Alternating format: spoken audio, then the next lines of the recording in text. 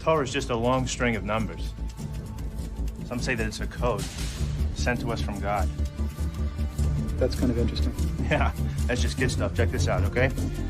The word for the Garden of Eden, Kedem. Numerical translation, 144. Now the value of tree of knowledge, all right, in the garden, right?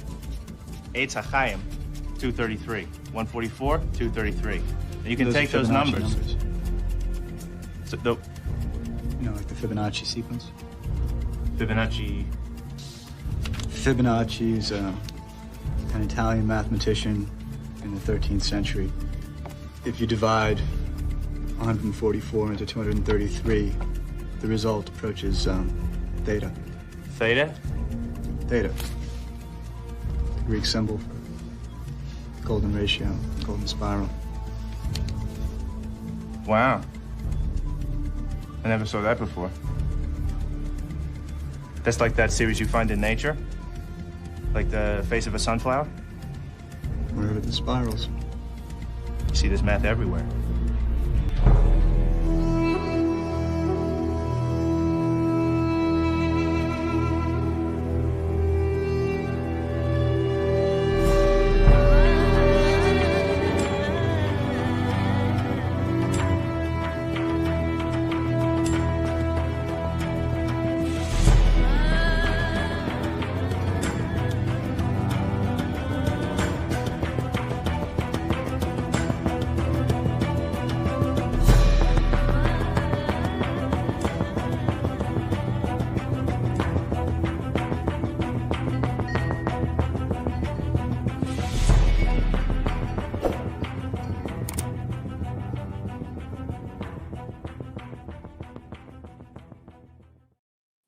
Welcome back to the Gnostic Informant, and you're about to attain true gnosis. And today, joining me today is T.C. Schmidt, who has the book Josephus and Jesus, New Evidence for the One Called Christ. By the way, I just found out the link in the description right now will get you to a free PDF of the book. Am I mistaken there? You are correct. There you go. So on Amazon, it was like 90 euros, which is like $110, $120. And here we are. I'm telling you right here in this link in the description, you can get the book for free. So that is awesome. I really appreciate that on your end for doing that. But yeah, the book Josephus and Jesus, peer reviewed by Oxford, it seems like, and it's sending a shockwave, if you will, through academia. Because, I mean, the reason why this is one of the biggest debates in New Testament scholarship or early Christianity scholarship. It's been going on forever. I mean, people have been going back and forth. I mean, I was actually looking through the Loeb translation right before I was talking to you. And if I'm just going to pull that up real quick just to show people what I'm talking about. I have a prescription to Loeb, actually. And there's a little footnote in here. So here's the Greek on this side, and then there's a little B. And if you actually, and this is interesting, I think this would be worth reading for a second to get people to understand how big of a deal this debate is. It talks about how ever since Scaliger in the 16th century first suspected the authenticity of the so-called Testimonium Flavianum and enormous literature, for which we, especially Schur and 544, blah, blah, blah. Those against its genuineness include Schur, Nias, Norden, Zeitlin, Louis. Look at all these scholars that are writing about this. Mm-hmm. Principal arguments for its authenticity are that it's found in all the manuscripts cited by Eusebius and so forth. And then it says the arguments against the genuineness are Josephus is a loyal Pharisaic Jew. He could not have written that Jesus was a Messiah. The references to the Jesus in the Slavonic Josephus can hardly be used as evidence for Josephus's attitude. And then there's obviously the big one is Origen. Origen talks about Josephus, and then he doesn't actually talk about the big attributes that Josephus mentions about Jesus. So people are like, wait, how the hell did he miss that? Anyways, I'm not going to read the whole thing now, but you can pause this if you can take a look at it later if you want. But anyways, the point I'm trying to make here is how big of a deal this conversation is. And it seems lately there's been it seems like up until your book, there was a direction going towards, well, it's either heavily interpolated or it's just the whole thing's a forgery. And a lot of the arguments are, some people say that it doesn't sound, this is in a weird spot, which I never agreed with, by the way. I think it's right where it should be, because he's writing about Pilate. So it's book 18. He's already talking about Pilate. And then all of a sudden he's like, oh, by the way, during this time, Jesus, which makes sense. Pilate's the one that crucified him. Anyways, long story short, there are people who think that it's out of place and that the language is off. But your book is saying, no, the language is actually spot on with Josephus. This is what he would say. And so I can't wait to hear what you bring forth with why you think the language is on. And let's hear your side. There's four reasons, two primary reasons that scholars have thought that the passage is not authentic. And then there's two supplementary reasons. So four total. The two main ones are that it's not written in the style of Josephus. It doesn't use his words and phrases or grammar, etc. The second is that the claims of the passage are just ridiculously pro-Christian. It's not something that a non-Christian could ever have written. And Josephus, we know, was Jewish. He was not a Christian. Those are the two big ones. Those I believed those when I started writing the book. I thought that those were actually those were pretty good arguments that the passage had been tampered with. Then the two supplementary reasons, you mentioned one is that where it's situated. And then the other is even a little more speculative. It's that if Josephus did say something, he would have said like a lot more. He wouldn't have just said a paragraph. He would have said a lot more. So in my book, in part one, I go through all three of those reasons, a little bit of the fourth one, the minor one. And I just don't think they hold up. I mean, I changed my mind because the data I kept encountering a flood of parallels between the passage and the rest of the works of Josephus again and again. I mean, every single phrase you can index back to Josephus in some way. You look at word frequency rates, they all match up. Rare words are not too rare. Common words aren't too rare. I mean, it clearly looks like there's got to be at least some original passage that at minimum was doctored, but Josephus did something like this, because it just seems unimaginable that a forger in the ancient world would be able to match Josephus's word usage rate, that it'd be able to come up with these phrases that he uses. Many of these things that I observed or discovered, I was only able to do because of the rise of Greek databases, searchable databases. And scholars had missed these, even though they've looked at Josephus for centuries and translated his works. So that was the reason, like the style. I felt like there's just way too many parallels here across the whole passage. And then the claims, this is where it gets really interesting, is that the claims, I also thought that was a good argument. You know, he calls Jesus the Christ. Are you kidding me? I mean, that sounds like he's saying Jesus is the Messiah, which means he would be a Christian. That's what being a Christian is. You say he's the Christ.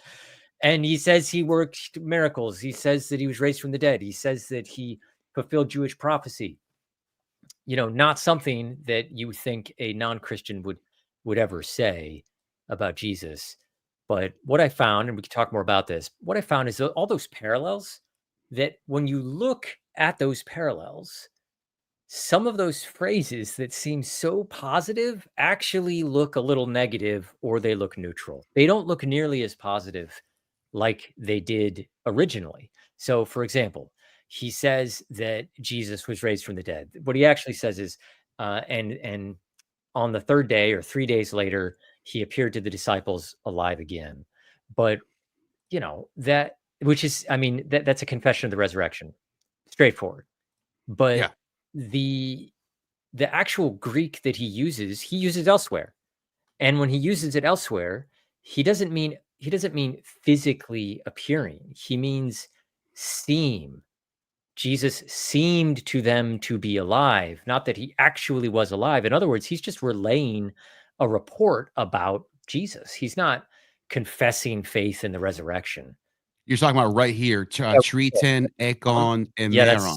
Yeah, it's right before that. That's on the third day, and then before that is ephanegar autois. So you're saying that this is a phrase Josephus commonly uses throughout his works?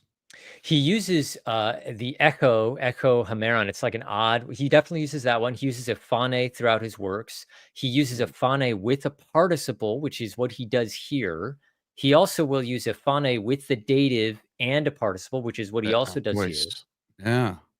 So anyway, that's very interesting. So not only does it look like Josephus, but the claim, also sounds like something he would say. I mean, he's just reporting what the disciples thought. We can go over lots of other examples, but those two big reasons are why I was like, hey, this thing just, I think we've been misinterpreting it. I think that scholars have read it as this unrelenting pro-Christian statement, but properly contextualized, it's not.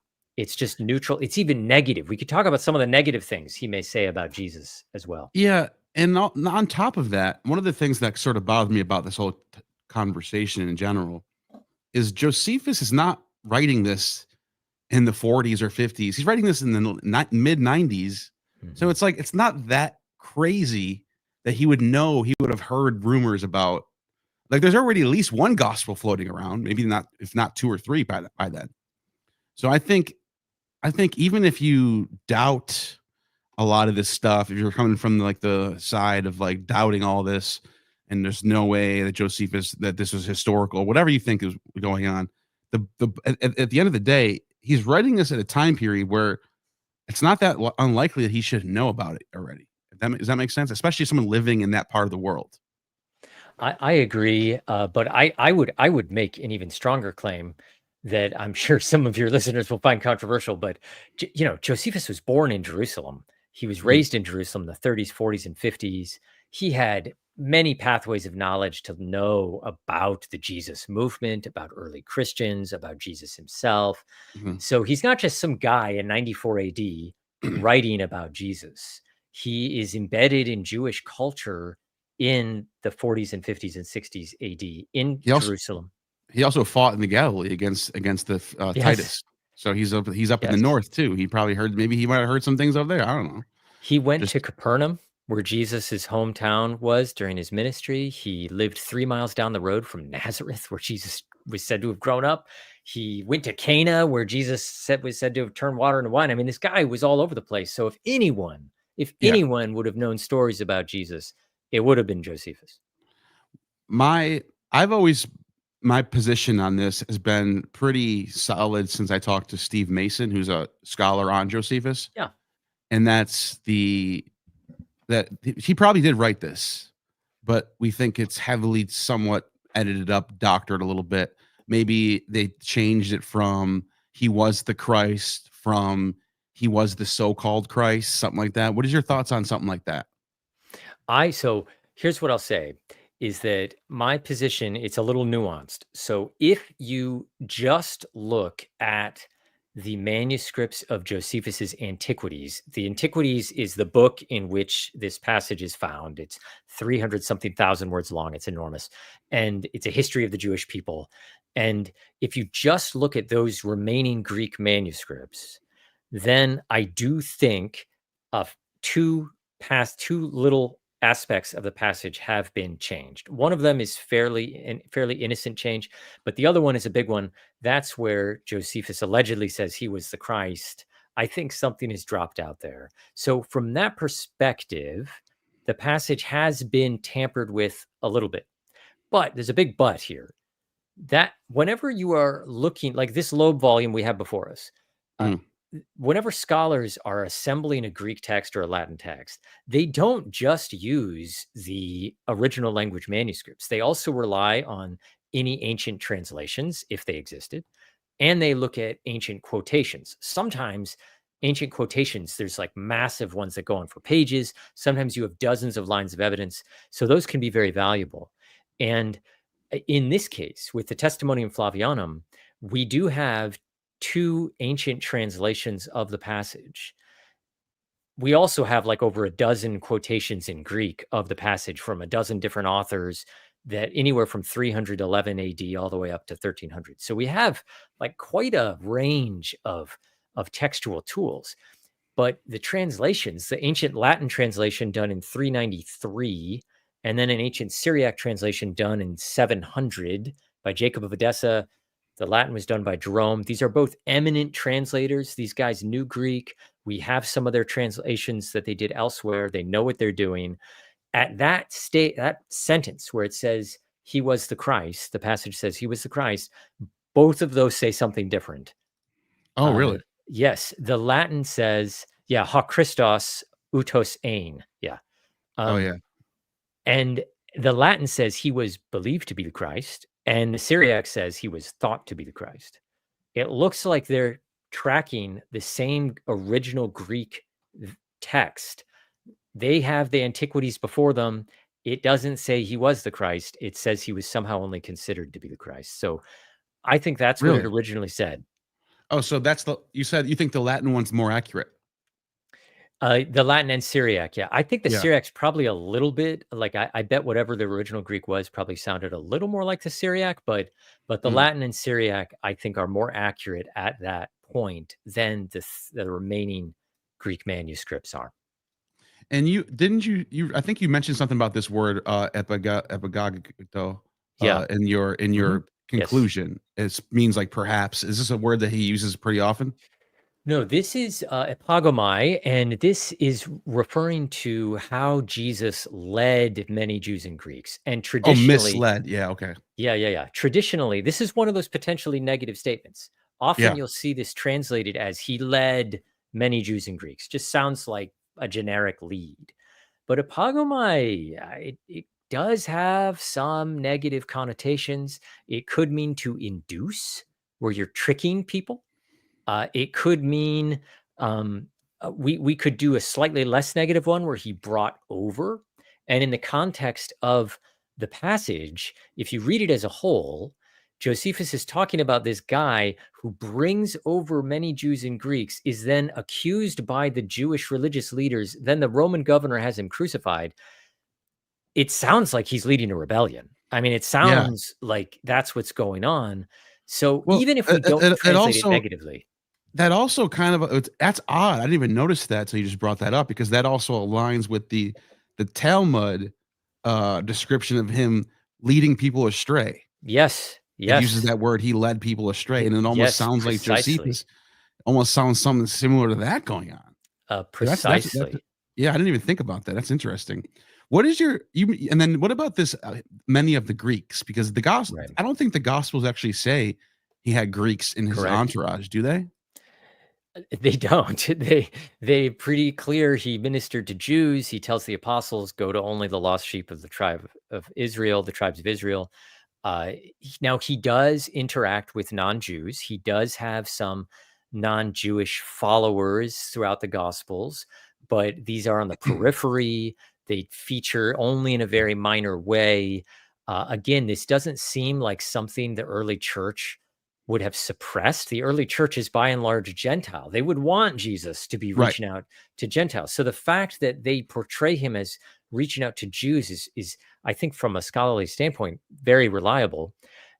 Here, though, Josephus doesn't say that. He says he led many Greeks, which is not something you'd think an early Christian would have said. So I think what's going on here is that Josephus is looking at the early Christian movement from without. He's an outsider looking in. Mm-hmm. He's seen in his time that there's lots of Gentiles who are following this Jewish Jesus guy, which is interesting to him. And he may even know that, there were some Gentiles that followed Jesus. And so he's just sort of conflating that together and saying there was a lot of Greeks when there probably wasn't. It was probably a smattering instead of a lot. Yeah. What are some other things he says, like as far as language goes, that stood out to you that you thought this is definitely something Josephus would say? Oh, there's a lot of them. So when he says that Jesus worked miracles, to our modern Western ears, our alarm bells are going off. That sounds suspicious. It sounds like you can't say that someone worked miracles and not be considered that person's, devotee or something. That's impossible. Well, the problem is that's not how the ancient world worked. The ancient world, is very possible for someone to think that an individual worked wonders or miracles, but you don't want to follow that person. And so this says surprising feats. Other this word right here, right? Paradoxal. Yes, exactly. Yeah. What would you? So what's up? What do you think about this word right here? I think it's probably a little negative. Greek has a Mm. lot of words for miracles, and the New Testament uses lots of words for Jesus's miracles and the miracles of the apostles. Only once does it use this word, paradoxa. And if you check, it's in the Gospel of Luke. If you check Bible translations, many of them will render it as strange deeds. It's Yeah, hard to, because orthodox means straight belief. So dokes. What is that yes, word doing there? yes. I mean, The that is a parum, weird it's translation. supposed to, etymologically, it refers to like something contradictory or false, but it can also mean surprising or supernatural, but suspiciously so. Like you're doing this not from divine power, but from sorcery, from demons, from some kind of malevolent force. Josephus uses this same word. If your readers are familiar with the Old Testament, there's this famous story where Moses has this like wizardry duel with the magicians of Pharaoh, where Moses works a miracle and then the magicians of Pharaoh work a miracle in front of him. When Josephus talks about this, he says that the miracle that the magicians worked was a paradoxus. He uses the same word to describe magical feats by Pharaoh's magicians as he uses for Jesus. And I think that's Really? telling that Wow, that is this very telling. That's a really good argument. I didn't even think about that. there's another example. There's an ancient Jewish source called the Jew of Celsus, written about 150 AD. We only have it in quotations. It's relentlessly hostile to Jesus. It's Oh, is deeply that's critical the of one that Calcis talks about? Yes, Yeah, yeah, yeah, yes. yeah, yeah. That's the one where his father is a Roman soldier. Right, Yeah, yeah. right. Oh, yeah. And he says I've always said this is yes. a good argument for the historicity. Because Well, why would I they make up know. all these random extra stuff instead of just saying didn't exist? Yeah, You I know, it know. doesn't make any sense that they would start making up he had a different father and then like why would that be there? And 150, that's early. Mhm, That's pretty darn early in my opinion. mhm, mhm. But go ahead, I cut you up. What were you saying about that? Well, Celsus says that Jesus learned magical arts in Egypt, and he says that Jesus's miracles were paradoxa. He uses the same word that Oh, that's Josephus interesting. uses, and it's a I got it. Jewish source, just like Jesus, or That's just like interesting. Josephus. So that's very fascinating. That's very convincing to me. Um do you think it's possible that you can translate this as somebody okay, so right now it says for he was one wrought to surprising feats, but you can almost Mhm. say he's one who's one wrapped up in strange beliefs. I think it's more about his deeds than his beliefs, Okay. because it says he was it calls him so the paradoxa is functioning as an adjective here and modifying ergon, which is works or deeds. So whatever he's doing paradoxical deeds, but in English we don't have a good word that captures everything this particular Greek word implies. I use the word incredible deeds because in English that could mean these amazing, spectacular things, but it could also mean something that is you're not going to believe.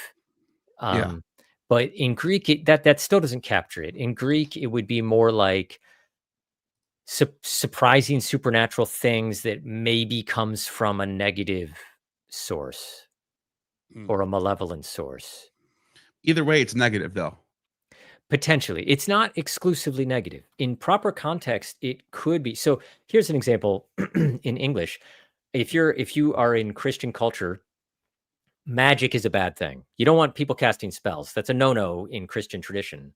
But there are cases where a Christian might say, "Oh, it was a magical evening," where they don't mean anything negative at all. They actually mean something positive. So paradoxa does work the same way. You can use it in very specific instances in a positive way, but it's not something that Christians prefer to use because of its negative connotations. Yeah. I tried to plug in that word to Perseus Tufts and it's only let me do doxa for some reason.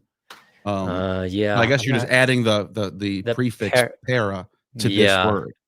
But it Let seems me like, it seems like it could be notion, opinion, judgment, grounded, conjecture, opinion. But yeah, anyways. Oh, here we go. It's external appearance, glory, splendor. That's probably more what we're looking at, right? This type of Let me bring up a thing here. sure. But no, this is I didn't even think of it. This wasn't even on my radar until right now. This word being used in this way. All right, so I've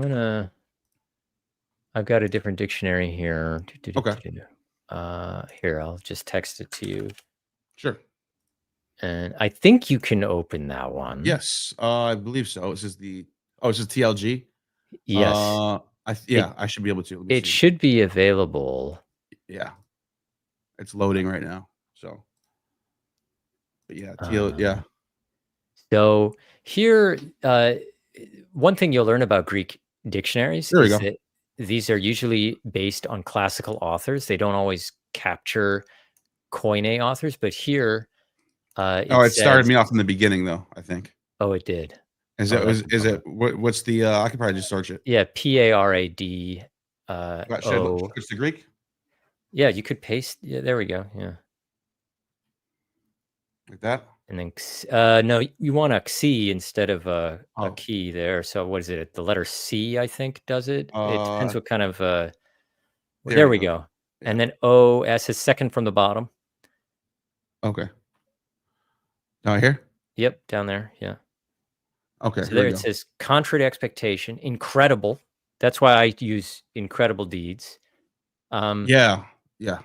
But it doesn't give a lot. The dictionary entry doesn't give a lot. So you got to go with context, like Josephus's usage of the term to describe the miracles of Pharaoh's magicians.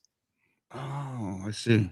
One thing is when you really start digging deep, these kind of rarish words in Greek, dictionaries often don't give a good sense of it, and you have to find instances of it to see how it works. And then sometimes you're digging between 4 different centuries of usage, and you're like, this guy in 400 BC used it that way.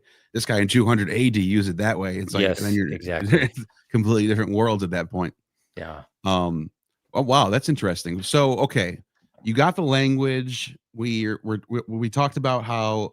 I mean, like I said, I don't think it's out of place. If you were, let's say, if I was thinking of someone who was going to forge the entire thing, that would be the best place to do it.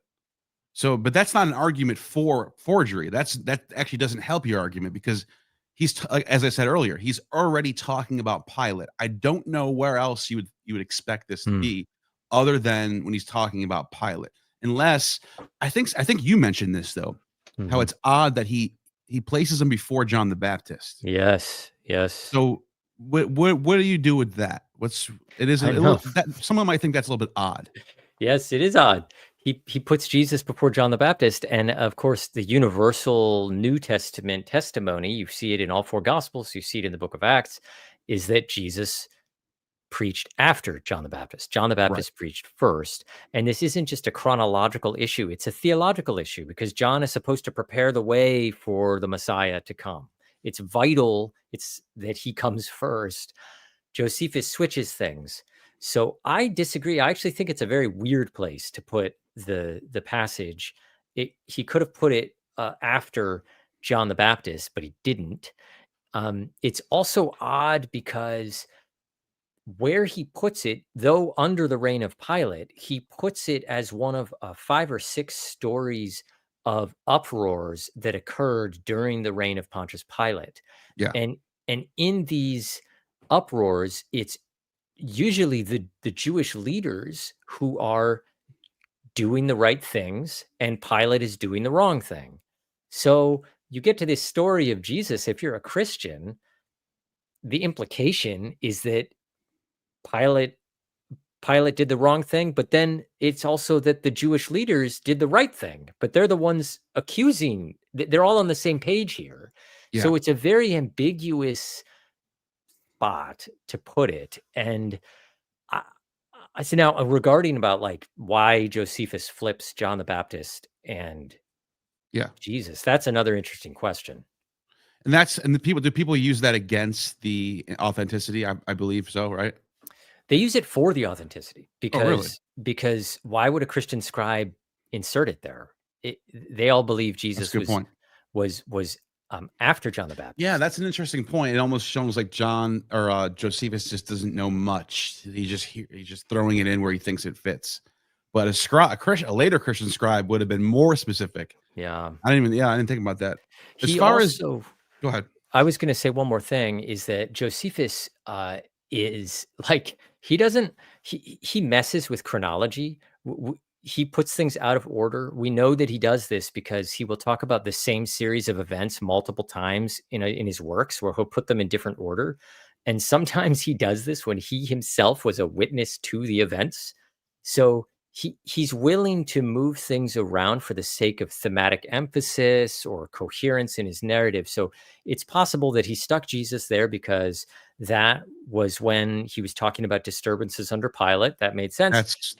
And then he's moving on and he's talking about Herod, and he's talking about Herod's army being destroyed. And it makes sense to talk about John the Baptist then, because Herod killed that actually makes perfect sense to me, because I mean, I've written scripts for my videos, documentaries, where you cannot always be completely linear.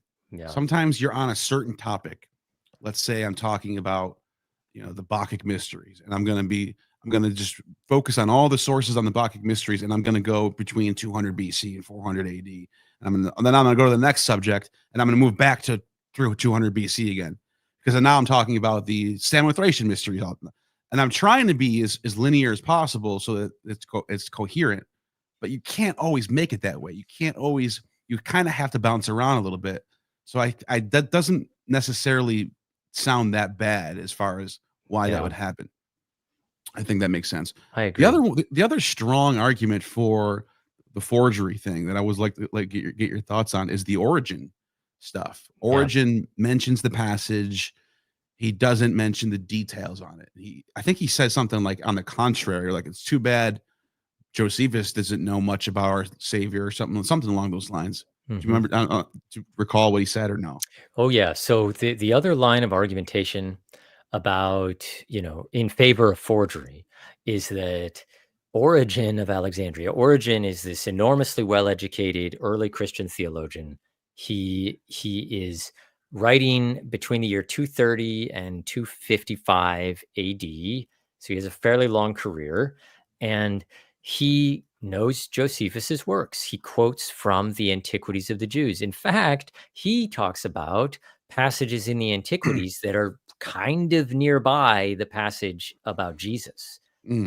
And for some reason, he never mentions the passage about Jesus, even though it would have really, really helped him, because one is his work against Celsus, where he's arguing against this skeptical Celsus guy. So if there's this positive passage about Jesus, he obviously would have used it, especially because he uses the passage on James in Josephus. He uses the passage on John the Baptist. So that question is a legitimate one. Why didn't he mention this? He might allude to it, but it's very speculative. And then, to make matters even more interesting, is that Eusebius of Caesarea, who is writing around the year 313, he does quote from the passage. Right. But Eusebius, his hero is Origen. He loves the guy. He actually has Origen's own manuscripts, because he talks about Origen's handwriting in his manuscripts. But for some reason, Eusebius's copy of the Antiquities has this passage in it. Origen's copy didn't, even though Eusebius could have very well had literally the same copy, because he inherited Origen's library. So it's a puzzle. What is going on here? And scholars have responded to that by saying, well, I don't think the passage was in the Antiquities. Otherwise, Origen would have written it.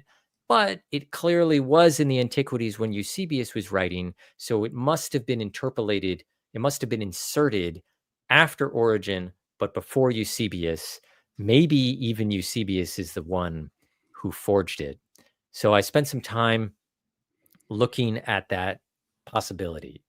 And I think that, there we go. Yeah.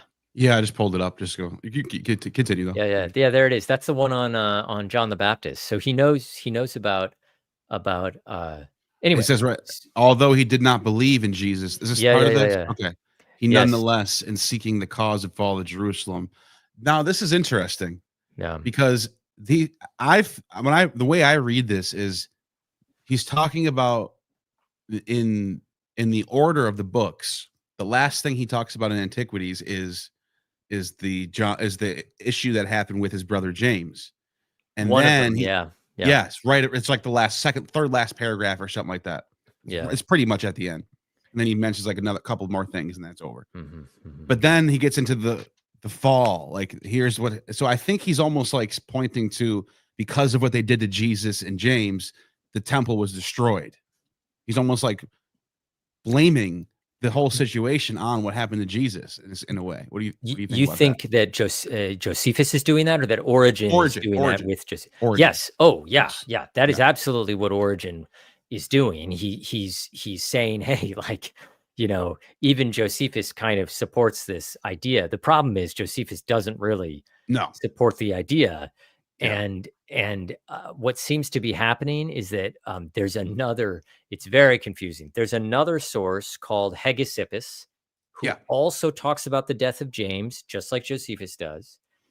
But he places the fall of Jerusalem, he lays that at the feet of, the death of James. He says that's why it happened, or at least that was one of the, preliminary causes of it.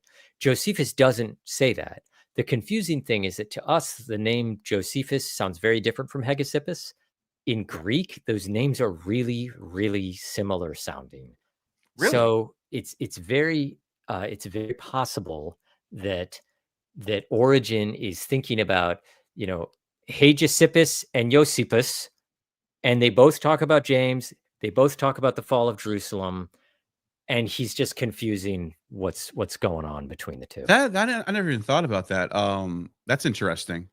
And when is Hegesippus writing? He's writing like 170, 180. Yeah, and it's quoted by Eusebius. So he says, James, brother of the Lord, succeeded to the government of the church in conjunction with the apostles. He was called the Just, and by our Savior present. For there were many that bore the name James. He was from his his mother's womb. He drank no wine, strong drink. Basically, yeah. Okay, so you're saying that it's possible that Origen is actually quoting from Hegesippus and not Josephus. I think so. Yeah, that's very interesting. I think I've heard that a bunch of times as well. Yeah, and I think that's a strong case. I think there's a strong case to be made there. I think that the question, though, of why didn't Origen actually quote from the Testimonium Flavianum? Why didn't he use that passage if it's authentic? If it's forged, there's an obvious reason why. It just wasn't there. It wasn't there, yeah. But I think that argument only makes sense if we view the Testimonium Flavianum positively.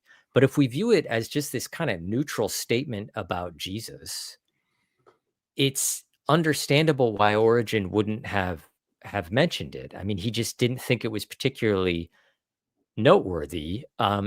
Josephus isn't saying anything that would aid him in his argument. In fact, he's saying something that might not help him. Remember, he's writing against Celsus. Celsus accuses Jesus of performing paradoxa, and Josephus says Jesus performed paradoxa. So this isn't gonna help his argument against Celsus. To solidify my claim here, if you look at other Greek authors and you look how they quote the Testimonium Flavianum and how they discuss it, many of them also are surprisingly nonchalant about it. They don't seem to find all this incredible stuff. And I think if Origen was like those guys, then it's understandable why he didn't mention it.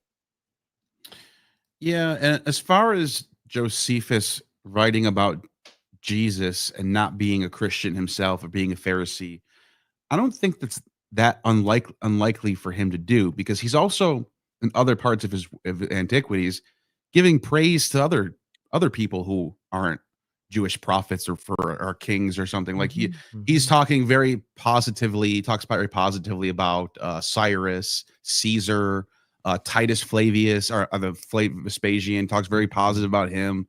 So I think for him to just throw in Jesus, I heard this rumor about this guy Jesus was doing some pretty cool things. Doesn't sound that crazy for Josie. It's not like some dogmatic, I can't give anyone credit unless they're one of us type of guys. Yeah, I mean, remember that Josephus didn't know that Christianity was going to become this worldwide religion.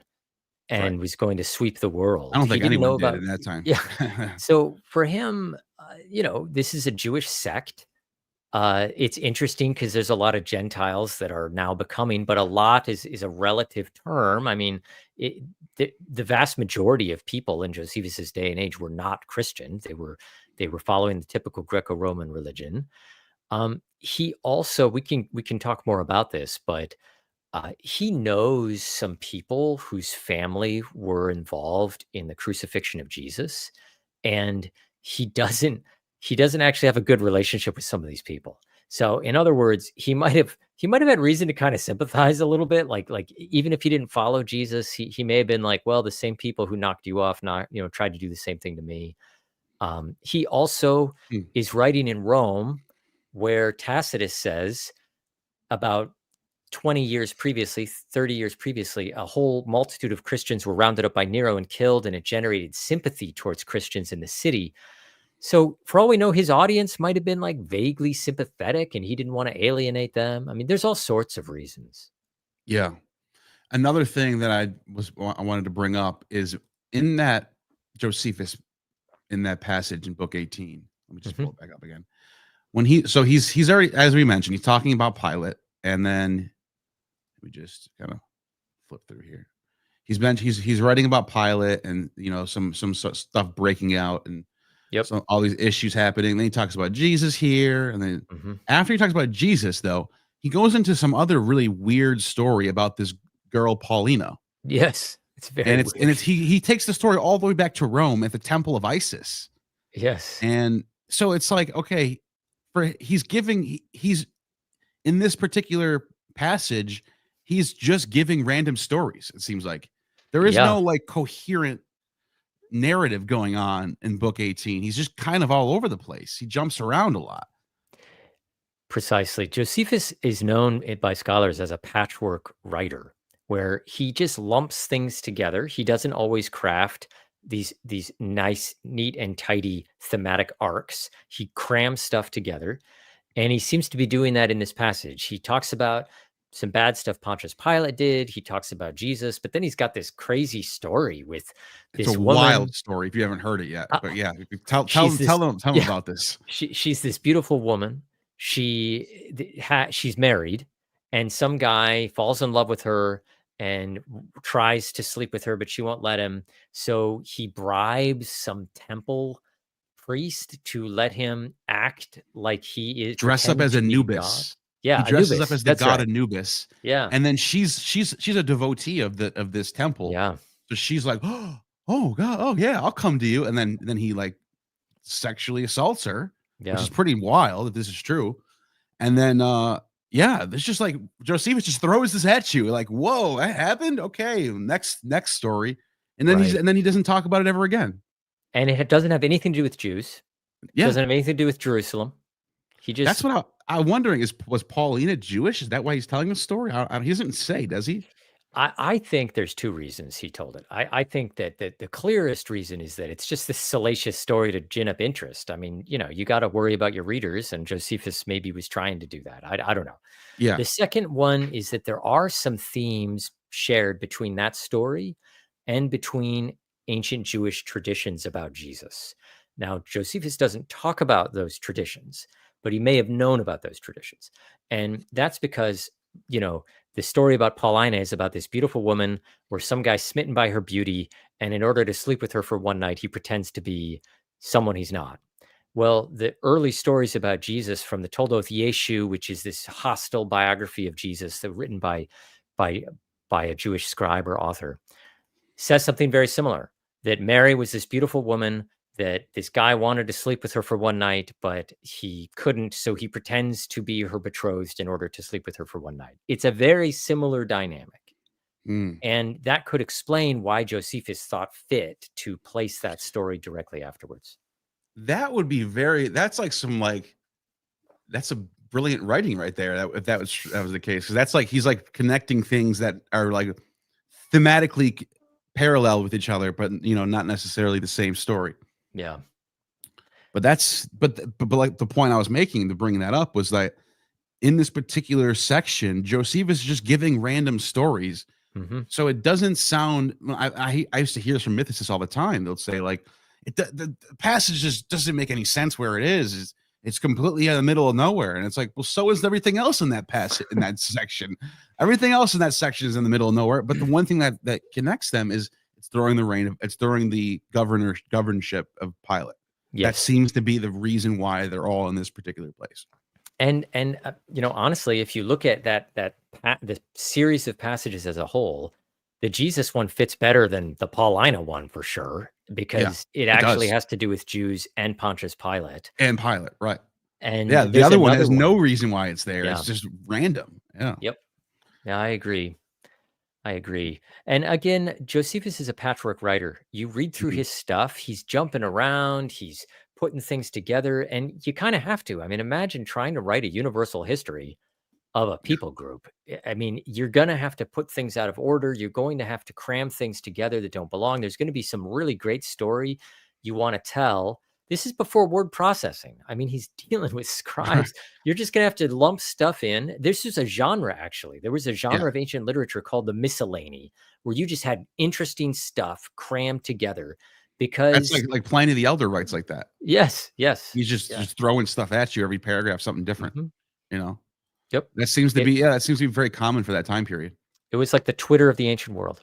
Yeah, these are all like tweets. That was the Jesus tweet. Yes. I just found out about this guy Jesus. He called himself the Christ. Hit send. Yeah. So okay, now there's 1,300 people watching right now, so I figured I'd do a quick little shout out. The book is on Amazon for quite a hefty amount of euros. You could, I don't know what the exact amount is, but luckily you can the link in my description right now will get you a free PDF right here, josephusandjesus.com. You can click on it right here, and here you go. You get your free purchase of the book. So it's not even out yet in the United States. You're the first one to get you. This is exclusive right here in Gnostic Informant. And I guess Myth Vision was ahead of me, but Josephus and Jesus. And what got you to revisit this topic? This is a topic that, like, I guess everyone keeps going back to this, but what made you even think I'm going to crack this case back open and decide, because there's so much back and forth on this topic? I was in a Yale Ph.D. seminar, and it was on the historical Jesus. And I'm interested in the historical Jesus, but that field has been plowed over so many times by scholars. I didn't think I'd be able to add much new stuff in my paper that I needed to write. I'm also very interested in Eastern Christianity. I like Syriac, Arabic Christianity. I do translations of those texts.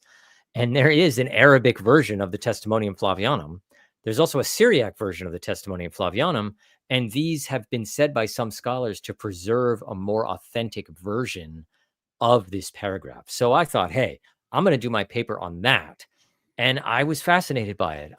It was a long paper. I then took a year or two to make it into a very long paper, 75 pages. And it was too long at that point to be a journal article, because a journal rejected it because of its length. So I thought I'll turn it into a book. And throughout this, I became increasingly interested in the original Greek instead of the Arabic.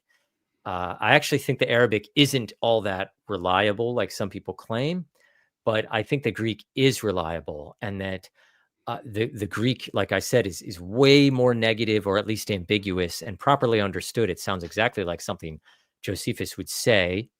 And so that's how I got into it. And then I submitted to Oxford. It passed peer review, and I was just going to write a book on the authenticity of the passage. That's all I was going to do. The book was accepted for publication. I sat down to write the conclusion, and I thought I really should look at where Josephus is getting his information about Jesus, because I should address that in my conclusion. So that's what I did. And that turned into part 2 of the book. The book, expanded enormously in size, because I think that Josephus actually was extraordinarily well placed to know about Jesus. We mentioned this a little earlier in the stream, but he knew people who knew Jesus. He's one degree of separation away from Jesus. And these aren't Christians. These are non-Christians. These are even Jesus's enemies. He knew Jesus's enemies. And I was like, I got to talk about this. So the last 2 chapters of the book, I go through Josephus's connections to a variety of people, some of whom could have been at the trial of Jesus, others of whom would have been at the trial of Jesus. Interesting. What is your thoughts on the trial, the little bits we get from Josephus compared to what we're told in the Gospels? What do you think? What do you think how that played out? Do you think, is there anything you're like, do you think the Gospels nailed it, or do you think there's something in between? One thing okay, go ahead. One thing I uncover is that there's remarkable parallels between how the Gospels describe the trial of Jesus and then what the Jewish Talmud and Mishnah and Tosefta say is supposed to happen at a trial of a false prophet. These are Jewish documents. They're not transmitted through Christian hands. They have sections on the Sanhedrin. The Sanhedrin is this Jewish law court. They have sections on how trials are supposed to be conducted, and they have sections on how trials of a false prophet in particular is supposed to be conducted. And when you compare what they say versus what the Gospels describe, they match up in really remarkable ways. You know, for instance, at a trial of a false prophet, according to the Mishnah, the Talmud, the Tosefta, that there was supposed to be a plurality section. I'm missing the word. There was supposed to be all the members of the Sanhedrin were supposed to show up. In other words, quorum was everybody. All 70 were supposed to be there. And what do the Gospels say? They say all the Sanhedrin was supposed to be there. The documents say that the high priest presided over the trial as a kind of judge. That's exactly the picture we get in the Gospels. The Mishnah and Talmud say that there's supposed to be scribes that are taking down the testimony of the accused and of witnesses. And of course, the Gospels say scribes were there. The Mishnah and the Talmud say that there's supposed to be that the testimony of the witnesses is supposed to be weighed and assessed to make sure it's reliable, that it's not contradictory. And we look at the trial and what happens in the Gospels. They're bringing forward all these witnesses, but their testimony is conflicting, and so they can't use the testimony. And the high priest is getting all frustrated, and he finally just asks Jesus, "Are you the Christ?" There's other aspects that match up as well, and so it looks like the Gospels are describing a trial. Here's another thing for a false prophet that's supposed to be executed, which Jesus was accused of being a false prophet in his trial, according to the Gospels. He was sentenced to death. It says in the Talmud and Mishnah that if possible, the crucifixion is supposed to be, or the execution is supposed to be public, and preference is if it happens on a feast. And the reason why they want it to happen on a feast is because that's when the most number of people would witness this event. That's when all these people would be in Jerusalem. And this is precisely what the Gospels describe. He's crucified on the Passover during this Passover feast. So there's all these parallels. So I think the Gospels are very trustworthy on that account. It looks like a plausible way. You've got these guys, these high priests, they technically don't have the authority to execute Jesus, but they want to dot all their I's and cross the T's of their law. So they do it, but then they can't they can't carry out the execution. So then they go to Pontius Pilate. They start accusing him repeatedly. And that's what Josephus says. He says, the first men among us accused Jesus before Pontius Pilate. So to me, it adds up very nicely. And it also lines up roughly with, you had that passage of the Babylonian Talmud. Yeah, I'll pull it back up. Yeah. Just in case anyone's ever heard this, it says in the Talmud, but I think this, what is it? There's a 4th century source, but like it depends. Yeah, it depends on who you're reading. What scholars? Yes. Some scholars will actually date this even back to like the 2nd century or even before that.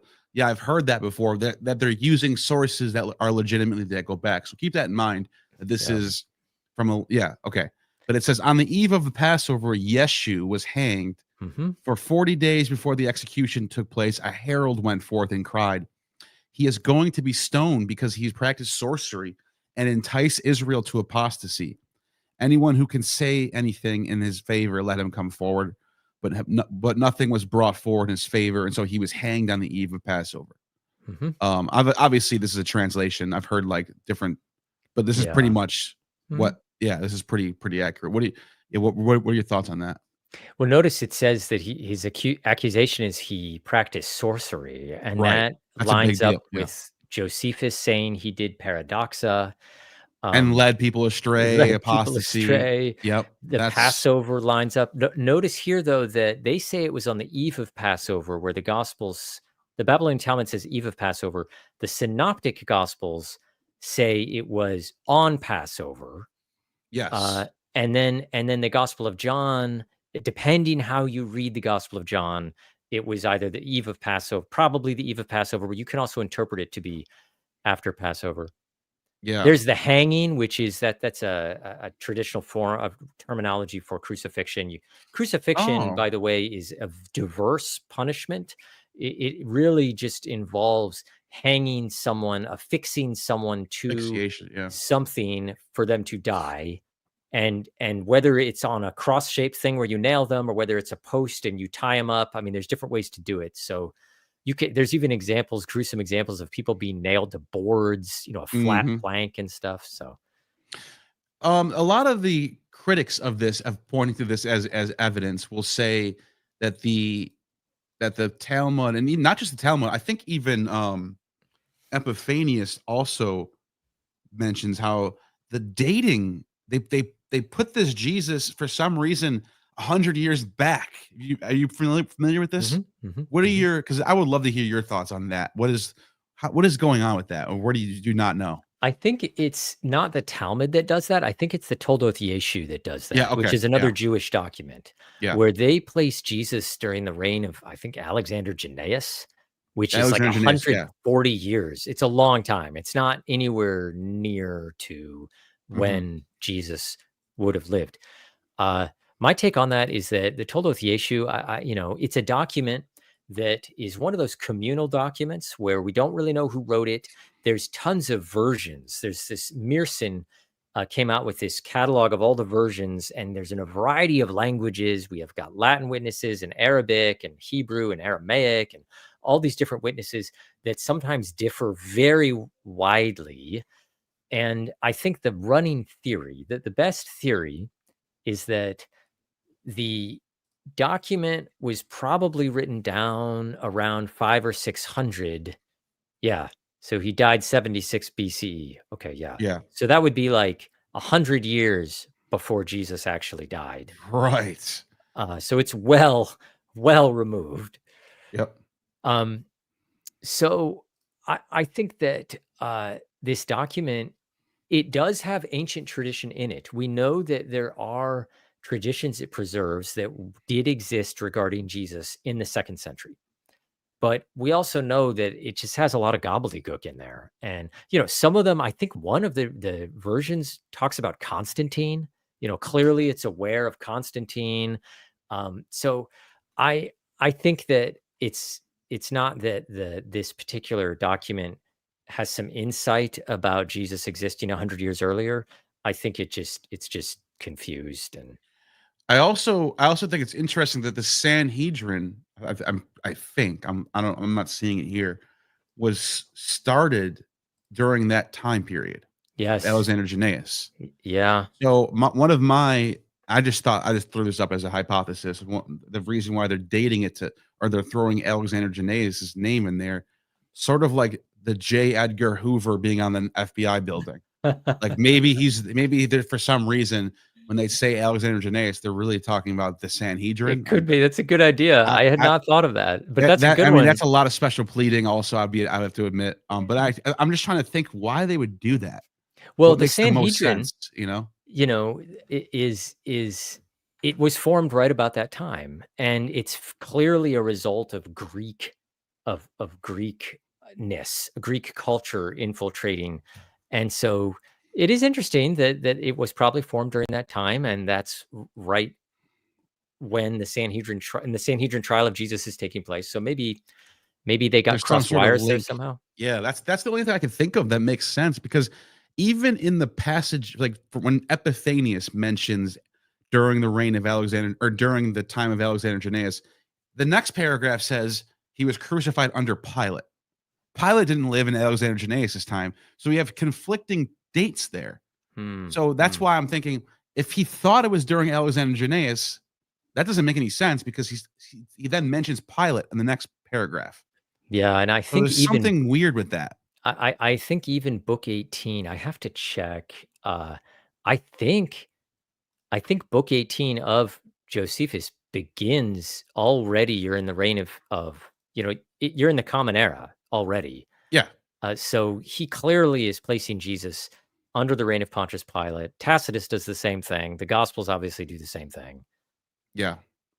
Yeah, he's definitely, I think book 18 starts just right away with Pilate, right? Yeah, I mean, we're only 61 verses into book 18 when we get to Jesus. So Right.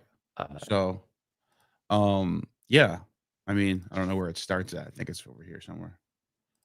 But you're gonna have to click a bunch, I think, because these pages. yeah, it's going 44. Let's see. I'll get there. Oh, it's a lot. I didn't know there was that much in book 18 right before we get to Jesus. It's a long, I mean, the whole Antiquities is more than 300,000 words. Yeah.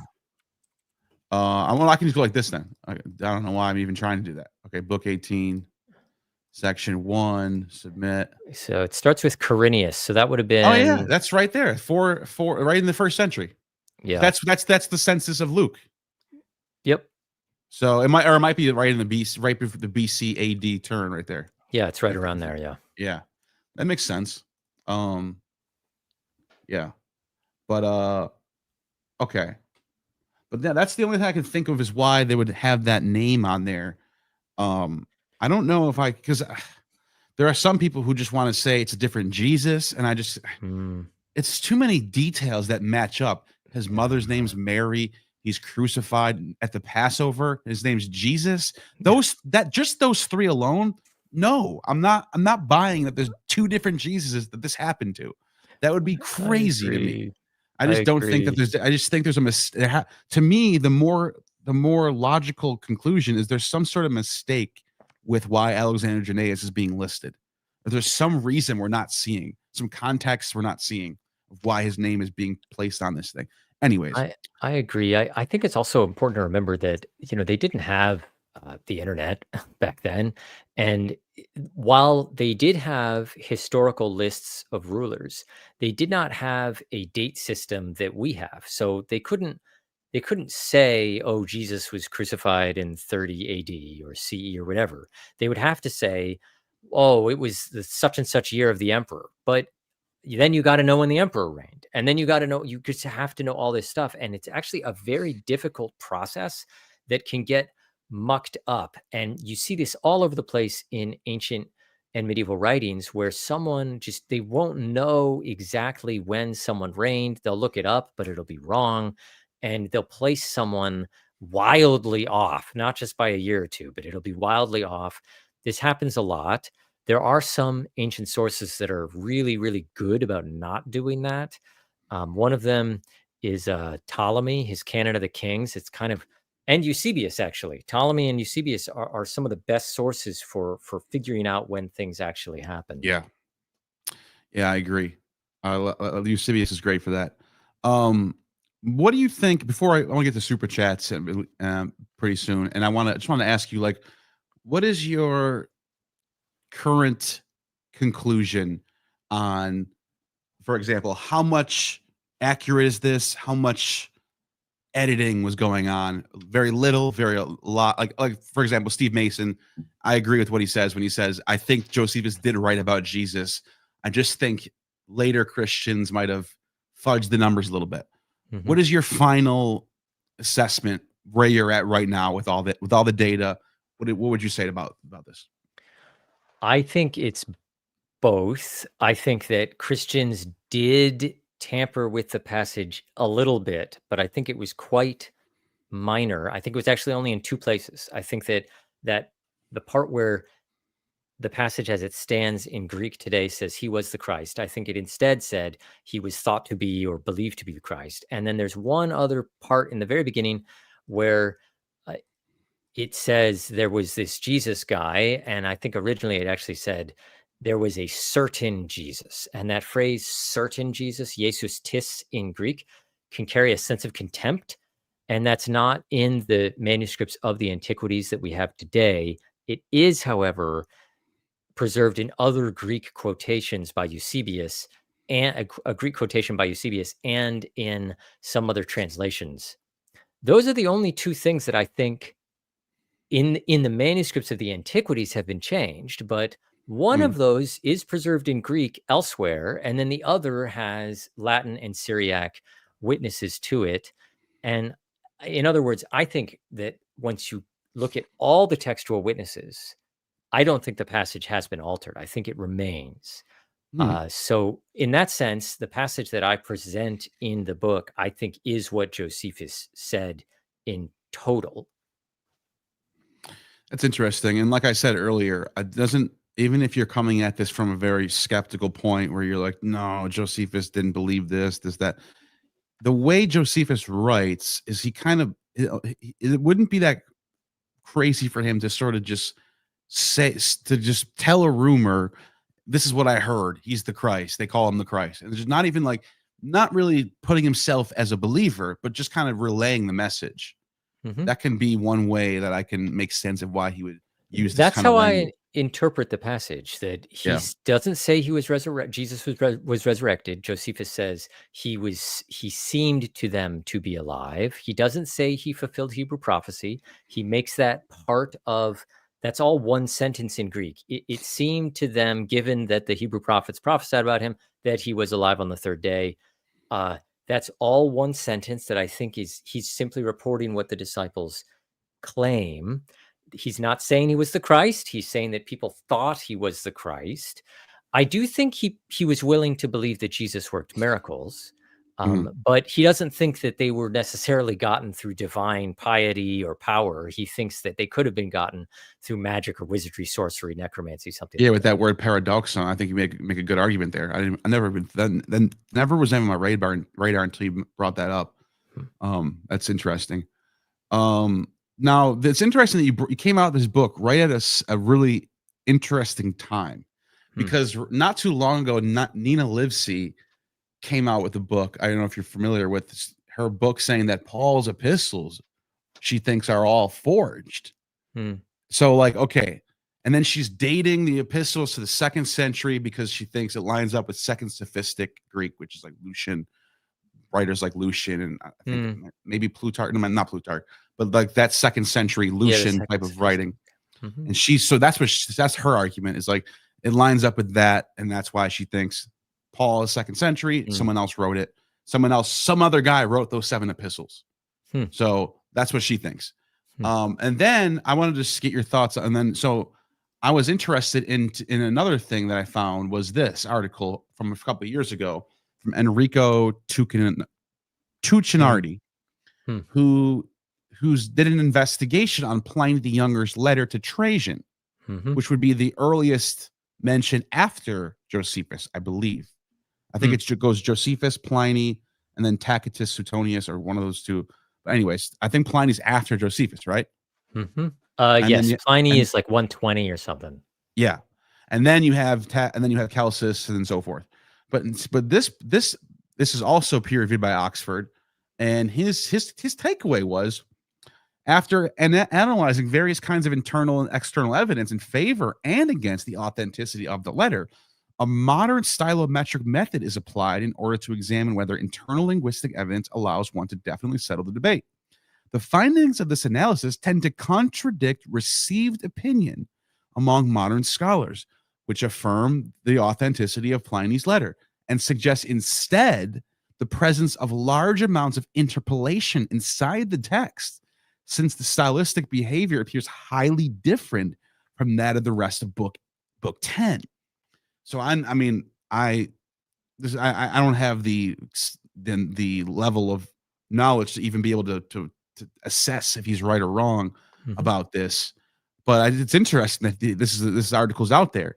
And then when you combine that, it seemed to me like there was a trend happening of people going in the direction of like all these early annotations of Christianity are either messed around with, interpolated, and then you come out with this book saying Josephus is actually more authentic than you think. Yeah, I would have to look at Tucanardi's argument. I mean, one question I would have for him just right off the bat is book 10. It's not like Pliny sat down and wrote a book. He wrote individual letters that were then collected and then published, and they were segmented out into books. So just like if you're writing a letter, you're not necessarily going to use the same kinds of words and phrases in one letter to another. This is quite different than writing a continuous book where you're looking at passages within that book compared to other passages in the book. And then secondly, it's not just one letter. There's also the letter of Trajan to Pliny. There's two letters. Right. And what Trajan says in that letter, I don't know why a Christian would say that, because Trajan, when you really read carefully what he says, Pliny is taking these Christians, he's torturing them, he's getting them to confess they're Christians, he's asking for Trajan for advice about what to do with Christians, and he's asking, am I allowed to punish them simply because they have the name of Christian, or do I have to show they actually did something wrong? He doesn't know what to do. And Trajan doesn't really answer the question. It's one of those classic things. You carefully write this email to your boss and you click send, and then he replies like not really telling you what to do. It's very frustrating.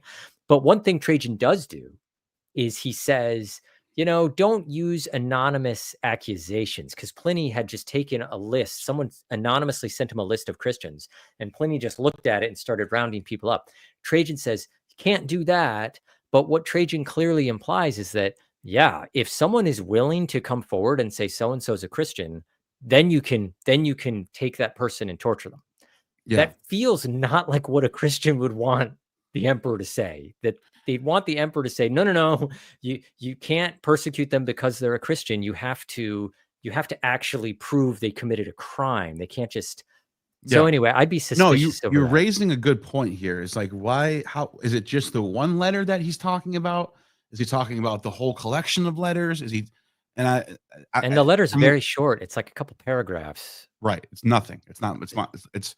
And he even says it even says right there in the abstract, the rest of book 10.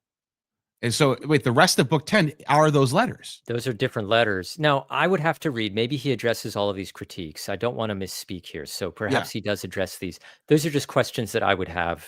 Oh yeah, that's interesting that you brought. But he does mention that there was a quarrel in the 19th and 20th century about the authorship. I didn't even know that was even the case. Yeah, I didn't know that either. So that's really interesting. I would love to get back to you at some point and whenever you can have the time to check into that and see what your thoughts are on that. That'd be great. That'd be great. I do want to get to some super chats, but I got to use the bathroom real quick. Would you mind just kind of talking about the book while I'm gone for like 2 minutes? I'll pull up the link. I'll be right back, and I'll pull up the link for the book so you can tell them where to get it, and I'll be right back. Okay. Thank you. I'll be right. All right, folks. I don't even know how this works. I wonder if I click the present button. Anyway. Oh, there's comments here. I didn't see people were leaving comments this whole time. That's interesting. Well, the book, you've heard before, the book is available for free. You can go to the website, josephusandjesus.com, and you can download the PDF for free. The book costs a ton of money. It's an academic book. It's meant for libraries. I'm not trying to make money off it. That's why I made it available for free. Actually, it was only made available for free because a very, very generous donor gave a lot of money for the book to be available for free as a PDF. And so please avail yourself of that opportunity. There's no cap. There's no limit. You can get as many copies as you want. You can forward it around as much as you want. If you're interested in supporting further scholarship like this, you can go to the instituteforchristianreflection.org. You can also find that link on josephusandjesus.com website, and they're promoting the book, and they're also supporting other projects like this. Awesome. Sorry about that. I just I figured if I would be, it just wouldn't be. I gotta go. You gotta be relaxed. Sometimes it just has to happen. Okay, so there's quite a few super chats. Thank you for the super chats. Let's see what we got. Subala Herzog, thank you for the super chat. In Revelation 6:14, I cannot read. That looks like Syriac. That is Syriac, yeah. And Kai Uranos apakosiste us biblion. And as Isaiah 34:40. What's the question here? Let me see. In Revelation 6:14, as in Isaiah 3. So I'm sorry, Subla, but the chat, for some reason, it cuts me off before I get to that beginning part. So I don't know if you kept typing after that. I can only see your super chat right now. So I really apologize. There's a few more from Subala, so let's go to the next one. Okay. Is the lapis lazuli from the Labana Saphir in Hebrew, Exodus 24:10, derived from the can't read Persian? Why? This guy's way too above us. So you should have a PhD. You should have a PhD, not us. Not you. I mean, I'm just kidding. Lapis lazuli is a Persian thing. I mean, it's from Eastern Persia and Afghanistan, and that Persian or Arabic word there, laburud. I mean, I would not surprise me. A technical term like lapis lazuli is going to sound similar across languages, and so it's highly possible that these things are related. But I'd have to do a lot of digging to verify that. Yeah, shofar. Sounds like it. Thank you for that super chat. Also, Proto-Indo-European, well, to roll, to undulate. Oh, it's talking about lissomai. Lissomai is Greek for roll, or lisso is Greek for roll, and then is that related to lazuli because it's got the L and the sa sound? Oh, I think when you try to cross over Indo-European to Semitic words, I think I doubt it. I actually do know that there are some words, believe it or not, that do transcend Indo-European, but it's like ox or like wheel, like very archaic, ancient Copper Age words that you get from like trade probably. Yeah. I have a book about it in here, but there's only like 10 words that you can find like that. I have some Persian lapis lazuli on my shelf right now. I was in Afghanistan and got some about 20 years ago. Yeah. It's like real shiny blue. Let me show you. Yeah, let's take a look at it.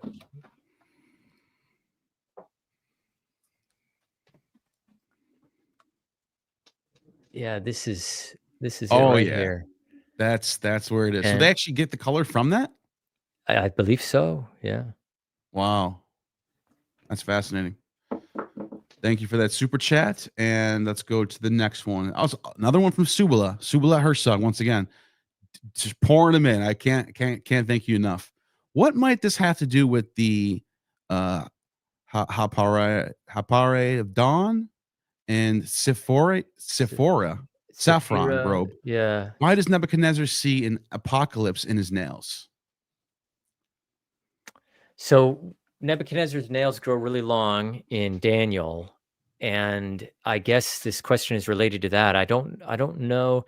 When you say the apocalypse, maybe you're referring to the lisso roll that you quoted from Isaiah, also in the apocalypse, and lapis lazuli. But I don't know. I'm not sure I understand the question. Yeah, because I think Nebuchadnezzar doesn't he like write something on the wall or. That's Belshazzar, and Belshazzar views yeah. something written on the wall. Yeah, that's the only thing I was thinking about. Saffron is another word that will sound like Syriac has that, and other languages will preserve that word, so it'll sound similar across languages because it's a technical term that was adopted later on. Very fascinating things you raise here, Subala. Thank you for the super chat. JC says. Another lapis question. Does a lapis liberis lay an Easter dawn crocus? I don't know. I don't even know what that is. I don't know either. I'm sorry, JC. JC, whatever you're looking at, it sounds very awesome and interesting, but I don't know. I never even heard of Easter dawn crocus. I have to look into that. You have to send me an email and tell me what you're thinking about. I think it's all sounds cool though. Subala Herzog once again says Crocos robes of Eos roll with a bunch of Syriac writing that I can't read. Syriac looks cool though. Yeah, it's a beautiful language. I don't know what the question is. I think JC and Subala might be on the same team here because they're talking about Crocos here. Sounds like it. Sounds but like I it. don't know. I'm not following here. Yeah, I mean, it's interesting stuff you're raising, but I'm just not aware. You might be a little too deep for us right now, but just feel free to send me an email and let me know what you're looking into, and I'll be glad to take a look at it. Thank you for that. Another one from Subala again. Subala, thank you very much. I appreciate you. Could the sense of Siparu point as coma of comet be somehow preserved in the Hebrew scriptures? Could there really have been a flying Megillah? Well, I'm still struggling here. I think that the comets were often described in the ancient world as swords because they had these tails that were pointed and they looked sharp and they were pointing towards something bad or noteworthy. Could be good. This is probably what's going on with the story of the three magi and the star. It says the star stood, and that's vocabulary that is used of comets. So it's probably happening is the comet's tail is pointing in a direction, but I'm beyond that. I'm not. That's the best I can do with this one. Yeah, I think that's. Thank you for that super chat. And there's one more from Subala here. Is Eliso important to a Galilean from the same as the second root in the etymology of Letsuli? Yes. Okay. I doubt it. I doubt it. I think it's coincidental that they've got the L sound and the S sound, sibilants and labials. I think is probably just coincidental. Yeah, and once again, when you're trying to find connections between two different language families like that, it's usually it'd be like you find a word that's the word chair and then the word chair that you sit on versus like the chair, the head of a business. Like they look the same, but are they? Do they mean the same thing? Are they coming from the same, like, you know what I mean? Or there's a bunch of examples like that where a word looks like it's the same or even sounds similar, but it just happens to have the same consonant. So not everything's always a connection, Thank you for that super chat. Tracy Femstar in the house. Good to see you. Was Luke depending on Josephus? That's a good question. Some people have thought he was. Some people have thought Josephus was depending on Luke.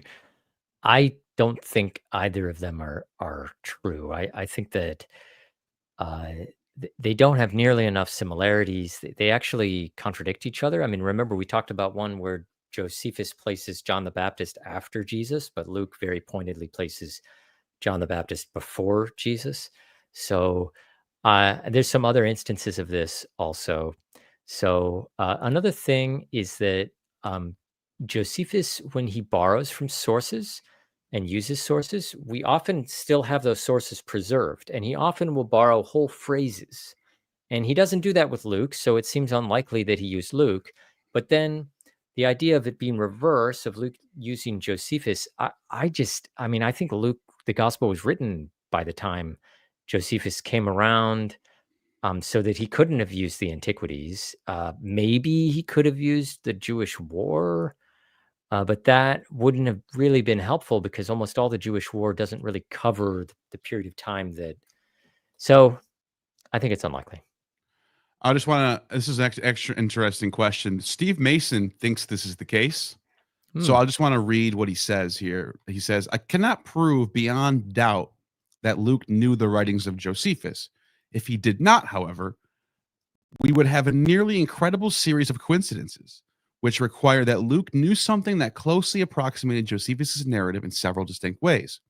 This source, or these sources, spoke of Agrippa's death after his robe shone, the extramarital affairs of both Felix and Agrippa II, the harshness of the Sadducees towards Christianity, the census under Quirinius, that's a big one in my opinion, as a watershed event in Palestine, Judas the Galilean as an arch rebel, that's from Acts, I believe, Judah, Theudas, and the unnamed Egyptian as three rebels in Jerusalem area worthy of special mention.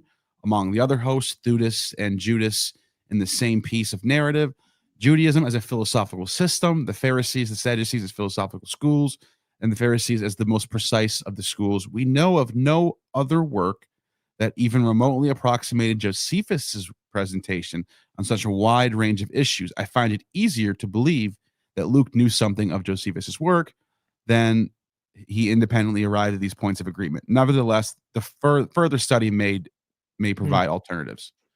That's Steve Mason. Yeah, I'm hesitant to contradict the eminent authority of Steve Mason. The Josephus guy, Mr. Josephus. But I still, I mean, I look at those parallels and I think there's actually a lot of sources that would have similar parallels if they're written by people who were working and living around the same time, which Luke is 1st century, Josephus is 1st century. I mean, that doesn't seem to me to be like these incredible parallels. Right.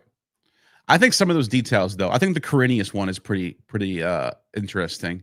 I think you have a point, though. I think some of them are just affairs that happen in the region. Mm-hmm. But he does point out some of them are only in those two. It's interesting. I can see it going either way. I just thought the super chatter might be interested to hear that part. But thank you for that super chat. Let's go on to the History Valley in the house, which drops a nice 20. Thank you very much, Jacob Berman. History Valley. If you haven't subscribed, you should. Awesome show. Totally refutes the idea that the whole Testimonium Flavianum was added. So hey, I appreciate that. I'm going to be on History Valley coming up soon, so watch out for that. I think on is it Wednesday? I think it's Wednesday. Yeah, that's a good channel to be on. Cool, sounds good. I'll definitely be watching. Thank you for that super chat, Jacob. JC, we drops another one. See these okay. Let me try to take it. Eteret, Tapartakim, and Jeremiah. I don't even know if I got that right. And Jeremiah 13, and sir, that it falls. The crown of the doxa falls per the Greek. Does the crown fall at a paradox? I think that so doxa on its own usually means glory in Greek, and a crown is associated with glory. So does the crown fall at a paradox? Paradox, it's one of those words that's related etymologically, but actually has a very, very different meaning. This would be like, a traditional example would be something like the word cap and the word nightcap. One's referring to like a drink, the other's referring to a hat. I mean, they're related etymologically, but they're just completely different. So I think the answer would be no if I understand the question. Thank you for that super chat. And JC is just dropping them on me today. I can't thank you more. Myth Vision podcast in the house. Keep up the great work, gentlemen. What are the best arguments for whole interpolation and partial interpolation positions? Well, if you can, I forgot to ask you, if you can steel man the other side, what would you say? I think the best arguments for whole interpretation probably goes back to the question of Origen. Why didn't Origen talk about it? I think that's probably the strongest argument, because it really looks like he should have said something. And it looks like if Josephus had said something negative, that Origen still would have mentioned it. If he'd said something positive, of course he would have mentioned it. Now, I'm arguing that what he actually said was a little neutral and ambiguous and therefore not really useful, but you could dismiss that as an argument. I think that's probably the best one. For partial interpolation, I think the best argument would be that, okay, you've shown that this passage has Josephine style written all over it. I get that some of these phrases that look so pro-Christian actually aren't, but there's still stuff that just feels a little off. It just isn't, it's not what you would think. And, you could highlight, if we ought to call him a man as one of those examples. You could highlight paradoxa, and you could say, look, it's not obviously negative. I mean, he's still saying he does miracles. You could take the word seem, where I'm translating it as seem. You could say, look, that's still ambiguous. I think the best one would probably be ought to call a man. That's the one that's probably remains the most suspicious in my mind. But if I can also provide a rebuttal to that, The phrase is in Greek not as potentially positive for two reasons. One is that early Christians thought Jesus was human. They thought he also was divine, but they didn't like denying his humanity generally. And the phrase is a catchphrase that is used by other Greek authors sometimes to denigrate, to say someone is less than a man. And so I still think it's ambiguous, but you could point to that phrase and say, look, like this just is, this must be partially interpolated. Yeah. No, that makes a lot of sense. That was well said. Thank you for that. Obviously subscribe to Thanks, McVision. Derek. Yes, I do. Jord, what's going on, Jord? Friend of the show. Josephus managed to switch sides during a brutal war, predicted the rise of a Roman emperor, and lived to write the history of a people he betrayed. But why? What were his motivations, incentives? Josephus is a very complicated character, and what's going on in the Jewish war is really complicated as well. And remember that Jewish history has examples of people doing this. Jeremiah famously preaches in the Old Testament that when the Babylonians are coming, that faithful Jews should just let it happen, that they shouldn't try and defend the city. And he's a prophet. And so Josephus, I think, would have cast himself in that same mold. Josephus thought of himself as a prophet. And I think he saw the writing on the wall. He saw that, look, there's no way. The Romans are the strongest empire on earth. They basically defeated us. Why don't we at least surrender so that we can rescue the temple? And so he went over to the side of the Romans. And then he worked to, I think he loved his fellow Jews. I mean, he absolutely loved them, and he wanted them to be redeemed in the sight of the Romans. The Romans had some vicious stereotypes against Jews and Judaism. So he's writing these works to try and redeem Jews in Greco-Roman eyes. So I don't think he would have viewed himself as betraying his people. I think he would have thought this was just judgment against the wickedness of the priests or whatever. And I'm going to try to help them after the judgment passes. Yeah, because it's interesting because you got Masada in 74, 73, where they're all just we're not going with you. We're going to die here. Yeah. Either we're going to die or we're going to win, either or the other. But Josephus might have been more effective by actually going over to the emperor and working and writing a history that we all know. And now when we read Jewish history, we go to Josephus, and he sort of let the Jews live in a way through his writing. Yeah. Interestingly. So it might have been more effective in a way than what he did.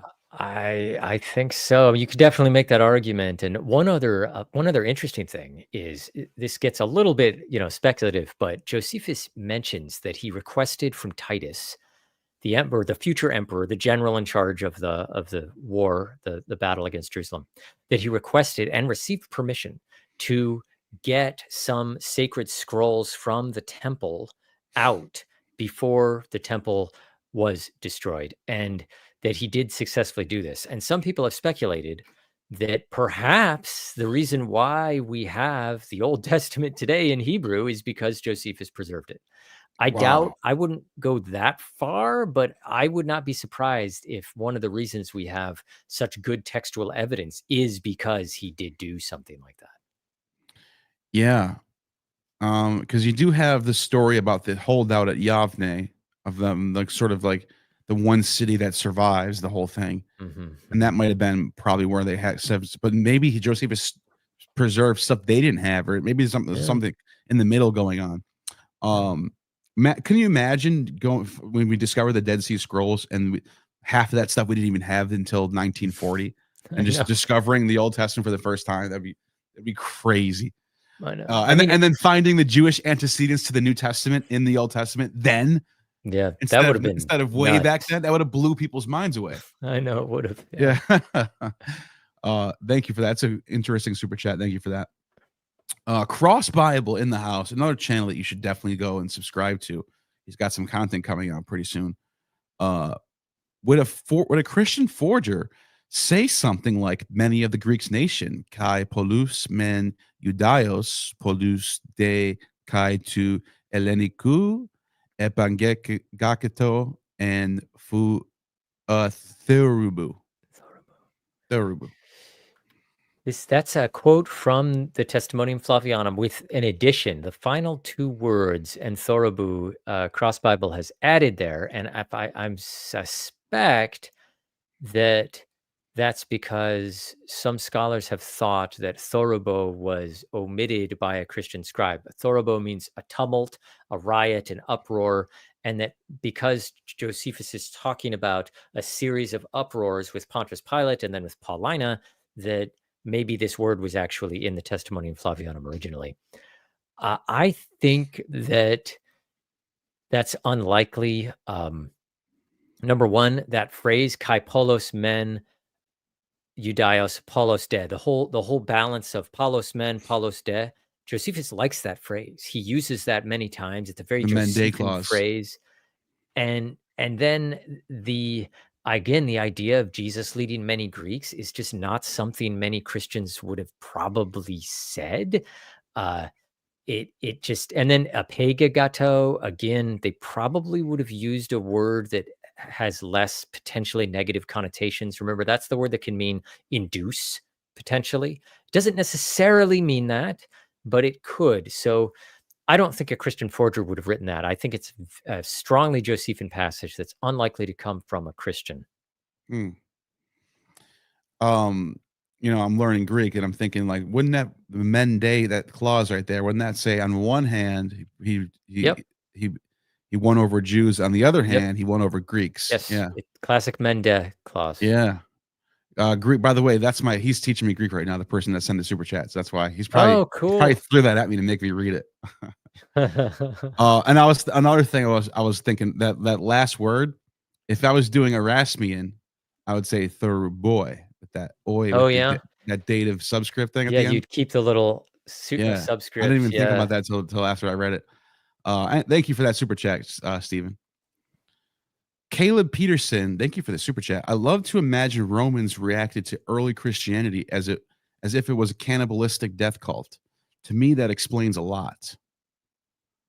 So I wonder if Caleb, do you mean the Romans who had a positive reaction or a negative reaction? Because there certainly were Romans who treated Christianity like a cannibalistic death cult. And we know this happened, and they persecuted Christians because of it. So if that's what you mean, then yes, that's exactly what did happen in certain circumstances. They thought the Eucharist was people actually devouring someone and drinking their blood, and they didn't know that it was this meal of wine and bread. Now, if you mean a negative reaction or a positive reaction, because Romans were so bloodthirsty, they were bloodthirsty. They would kill people for fun, torture people, do stuff like that. But they weren't really known for cannibalism. They didn't do that. Especially like the elite, higher elite educated classes would not be into that stuff. Yeah. But they do mention like Suetonius and even Celsus. They give sort of they're doing strange things. They're very strange and mischievous, Right. They don't nothing about cannibalism though, but they do. They call it. They're definitely describing it as strange. Yeah, Tacitus says it was a superstition. Yeah, and superstitio. There's a whole long line of scholarship on the word superstitio in Latin. What does it mean? And it usually, Tacitus says Christianity was this superstitio, and it usually is used, yes, for strange. But remember, we have to calibrate that based on the Roman perspective of what strange was, because to them, things that were foreign, things that were non-Greek or non-Roman were strange. They were barbaric. And it's just like, actually, the word barbarian is a great term. That's a Greek word. That's where we get barbarian from. But they used it for everybody who wasn't Greek or Roman, whereas we have specified, specific savage kind of people or cultures or contexts. So just because the Romans said something was a superstitio, it might have been to them, but we may not have thought of it as particularly odd or heinous kind of behavior. Yeah, that's a good point. Thanks for that super chat. A couple more, we're almost done. JC, don't the heavens roll up like a scroll? Sepher. It's an interesting point, especially when it's thunderstorms outside, The comet stood like a stile on a sapphire Plinth? Plinth? Yeah, plinth is a platform for a statue. Is that some sort of reference to something? I don't know. And then it's JC was just dropping $2. Sapphire is lapis lazuli. So Oh, okay. I thought that now today sapphire and lapis lazuli are two different things. The question is, in the ancient world, were these terms interchangeable? Because we often have trouble when someone uses a really technical term for gemstones of differentiating which stone is which. Yeah. I think though there's different words for sapphire and lapis lazuli in ancient lexicons. I think they distinguished those. Yeah, it's like Phoenike and porphyry Porphyry, yeah. two different purple words. Yeah. Yeah. But thank you for that super chat. And another one from JC. You might like Ephraim's Ailes chapter on lapis lazuli. Okay. I will send me an email because I'll forget. I won't remember that. But if you send me an email, there's an email on my channel. You'll be able to see the email on the channel. Just drop it. Tell me what you're looking at, and I'll be more than happy to take a look at it, especially with all the super chats you've been dropping me. I owe you. So thank you, JC. Uriah and Dad drops a 99-cent super sticker. Thank you, Uriah and Dad. Appreciate that. And Solera Knight drops $5. All New Testament letters are coded messages to fool the Romans if correspondence is compromised. Occupied Judea, Roman invasion, Hebrew underground.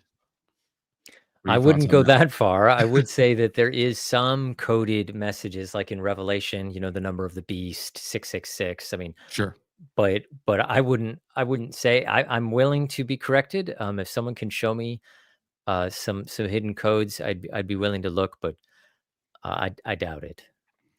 Yeah, and I don't know if I would say that they're written for the Romans, but I would say the New Testament looks like the author or the audience are Greek speaking, not just Jewish, but like adjacent to like people in those cities that are into that stuff. So fans of Philo, that kind of thing.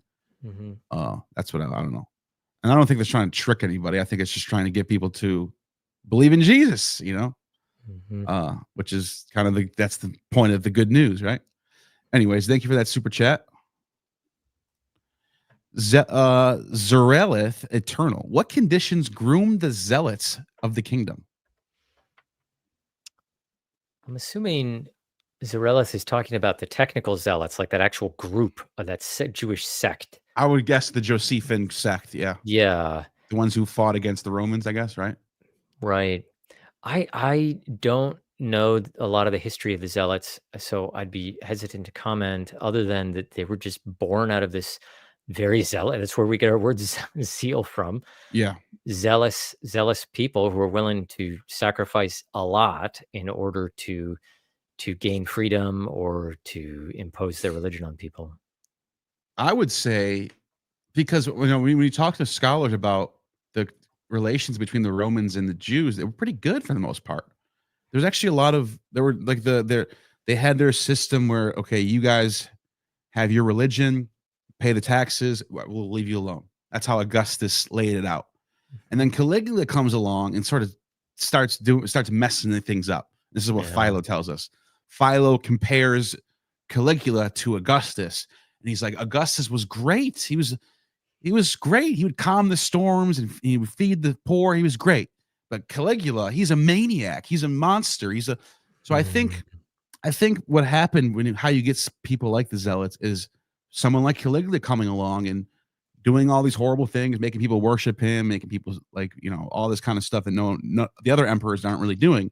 And then it's twofold. First, you get Caligula, and things get better again, and then Nero. So I think the combination of Caligula and Nero made people get a little bit, on the what's the word? On the far side of things, if that makes sense. So thank you for that super chat. Two more.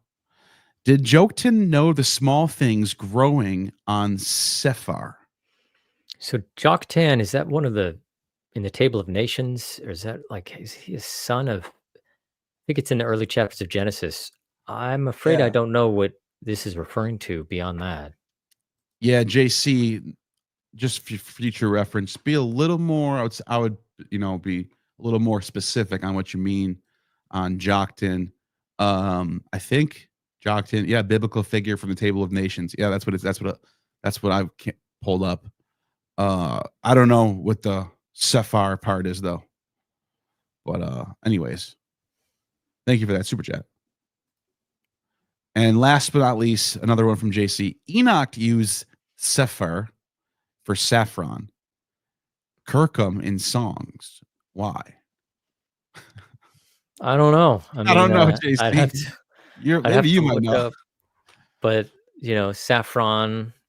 Yeah, I don't know. I'm sorry, JC. These questions, JC, are just too advanced for us. And then maybe you should start your own channel and we'll ask you the questions. Oh, JC says Joktan means small. I'm seeing that in the comments. So that it makes sense of the small things.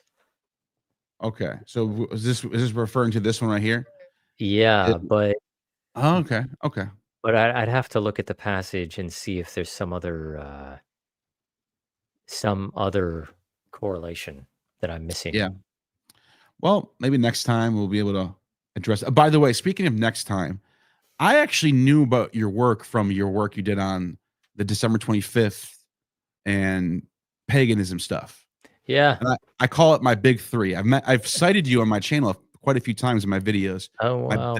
The big three, the articles you need to read before you have an opinion on how much paganism influences Christianity. You have to read Heijmans. Mm-hmm. You have to read Schmidt, and then you have to read No Theft. Yeah, those are the three. Yeah, the big three. And I told No Theft this, and he agreed as well. I haven't talked to Heijmans yet, but I would like to talk to him at some point, because you guys are very much cutting through the BS. Like, here's what we know, here's what we don't know, here's what's speculative, and here's, and you all kind of come at it from different angles, and you all have different. I noticed No Theft disagrees with some of your stuff, and some of the stuff you disagree.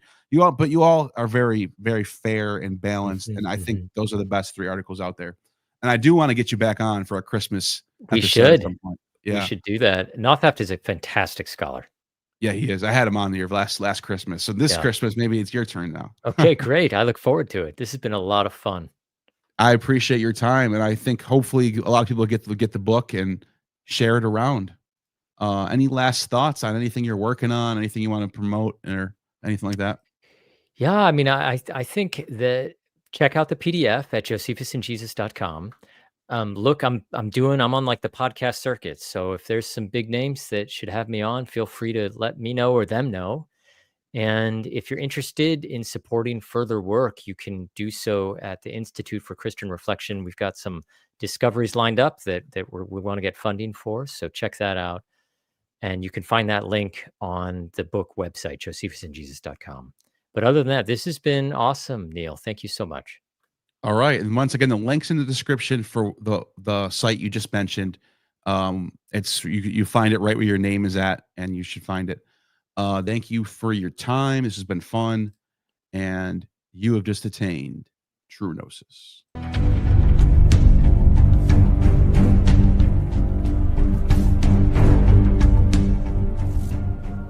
You have just attained true gnosis. The demiurge has no